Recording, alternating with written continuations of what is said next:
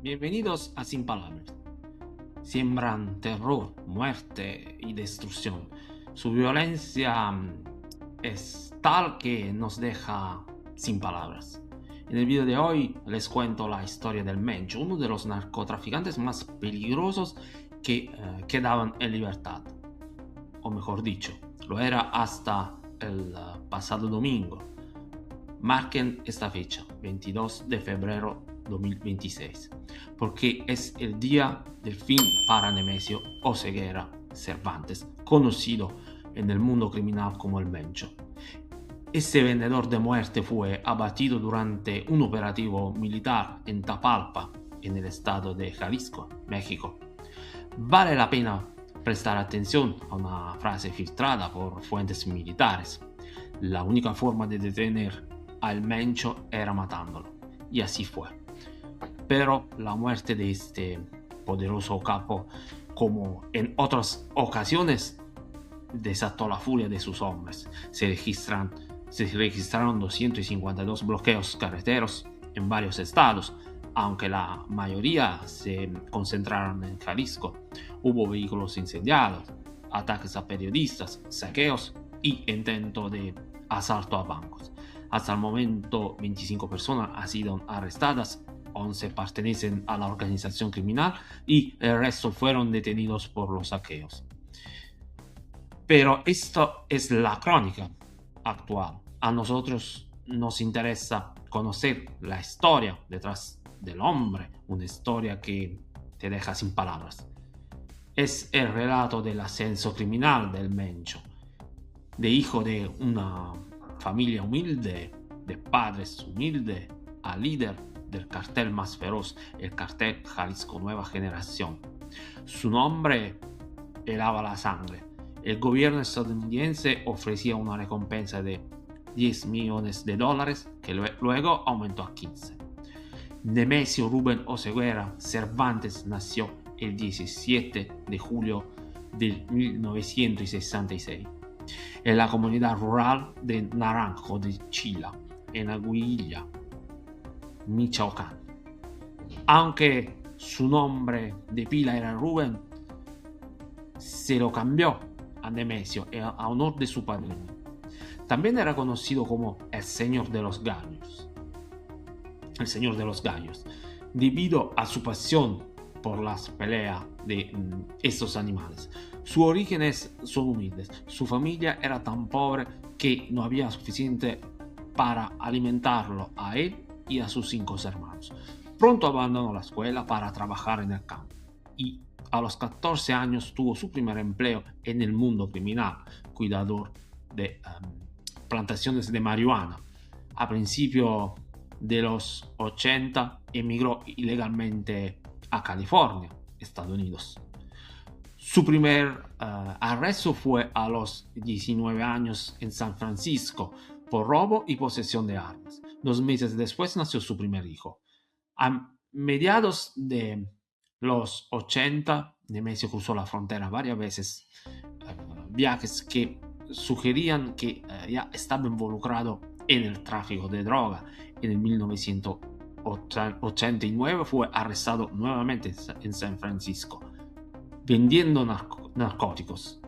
A principios de los 90, junto a su hermano mayor, Abraham, comenzó a traficar heroína. En septiembre del 92, con 26 años, cayó en una trampa policial. Intentaron vender 5 onzas de heroína por $9.500 en un bar de San Francisco. Durante la transacción con agentes encubiertos, Nemesio notó que el dinero estaba demasiado ordenado en fajos. Al sospechar la trampa, le dijo a su hermano que nunca más volvería a trabajar con él. Esa frase fue interceptada por la policía y ambos fueron arrestados 3 semanas después. Nemesio se declaró culpable para salvar a su hermano de la cadena perpetua, ya que este tenía antecedentes graves. El Mencho fue condenado a 5 años, cumpliendo 3 en el centro correccional Big Spring en Texas. Al salir en libertad condicional, fue deportado a México.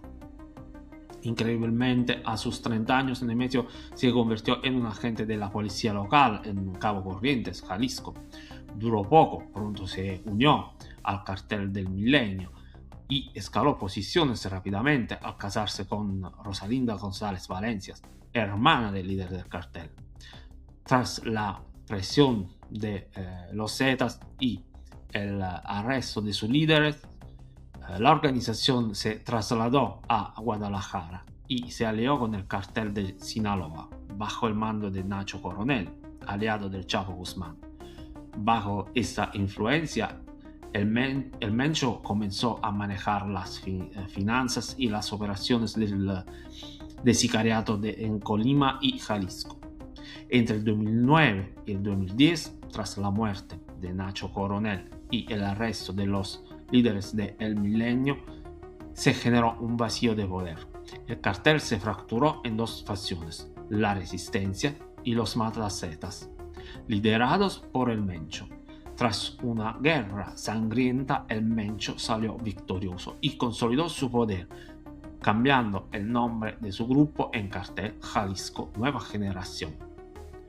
La expansión del cartel fue imparable, impulsada por la corrupción de funcionarios y una violencia extrema. El Mencho extendió su control a Colima, Guanajuato, Nayarit y Veracruz, creando un bastión para la producción de metanfetamina.